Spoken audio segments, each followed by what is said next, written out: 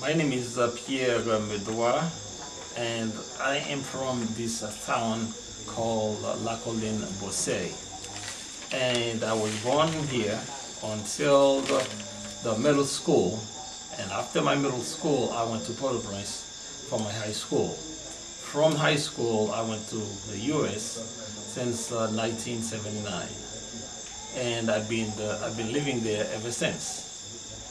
Every year, every once in a while, as my mother and my father were still alive, I came here very often to visit them. And when we get to the story of this church, it happened that back in 1988, 1989, when Sir Cleone came on vacation with her children, and there's a brother at this church. His name is Brother Mascari. He has a fasting service that took place at his house every Wednesday. It happened that service took place under a tree, so they all got gathering together under that tree and praying. So Sir Cleone went to that service one day, a Wednesday. As she was there, it started raining in the middle of the service, and they have no other choice. The service dismissed itself because everybody run away because of the rain. When Sir Cleone went back to the States, then she called me and said, Brother Pierre, I called you, I need your help. So what is it you want from me?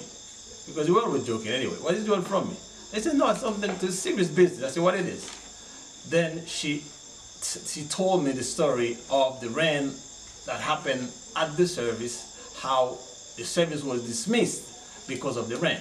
And he said, well, we need to do something. How can we help them? And I said, well, so what do you have in mind? So I called you so we can send them some money so they can build around the tree and cover it with that, I don't even know how they call that. So they can cover that, and that stop them from running away from the rain. But the way she said it, I started laughing. And she said, I'm talking serious business with you and now you're laughing. I said, well, what you told me, I never see it happen anywhere. I said, if you tell me we're going to build something for them and cover it properly so they can pray, then I would understand. But why you tell me we're going to cover something under a tree? How we going to build it under the tree? And this is when I said, well, you know what I mean. This is why I like to talk to you, because you always have the right thing in mind, but you know what I mean. This is how we start with this church. From that time, I said, okay, how are we going to do it? He said, okay, so we're going to give whatever we can. If I'm not mistaken, I think we started with $3,000 US at the time. So we sent it over, and they build the first place where they can worship and pray with no problem, raining or not. So until then, it became a school. Because the children around have no school to go to, then they say, well, they have a house there. Why don't we start teaching there? So when they call us, I said, so let go. Then we start paying the teachers and helping as we can with the school. And it get bigger and bigger. We start making it bigger and bigger every time. It comes to a point where it builds, it's not too far from a ravine. Then they say, well, we cannot build on that ravine. The ditch is too close to it. Then we start thinking about other options. And this is how in 2003, around 2003, Cleone's sister Cleone was in Haiti talking to her dad about land we need for a church. Because her dad owned all this land around this church here. And then her dad he did not know how to read, how to write. But he was a philosopher.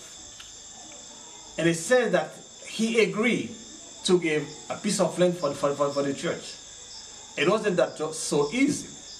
It had some opposition to it. And he said, listen, this is my land. When I go, I want my name to stay. If I give the land for the church, my name will stay here forever. So this is how he gave the land, and then we start from scratch again to build this new church with the help of God. And as we grow, we start with 2 members, it becomes 3, it becomes 4, it becomes 6, we contribute, it becomes 7, we contributed among us whatever we can, and until that church is completed. Last year, we were here. The need for the school still exists. So therefore, we start building the school. We have a big foundation behind the church where we're going to build for about, maybe, we don't know how many kids we're going to have there when the school is completed. It should be completed, but we are broke. We don't have money to complete it, but we know by the grace of God, it will get built. It will get built. We will have children there. We will have a school. We will have a running ground. And we know, because we start from so far away to get to this point, we cannot do it on our own. We got the divine help with God. The divine help of God that's helped us to get there. You know, it's not easy to work hard and just put your money just here to help people when your bills cannot even get paid. But we never worried about that. We said, well, we're going to do this. After we're done, we'll take up the bills. And all the bills always end up get paid anyway. This is how I know for sure we will finish with the school, and much, much more will happen here with the help of God. And I count on everyone else who are able and willing to help us to achieve our goals. And God will take a great pleasure on that. And His name will be glorified. And we will get paid at the end. We don't know how much we're going to get paid, but we are certain we will get paid. We will get paid because He said, I'm a good Lord. I never let my children go hungry. If you help your brother, definitely I will help you. So I am sure God will provide, and we will get everything that we like to happen in this town called La Colline Bosse. And thank you for being here, and thank you for talking to you.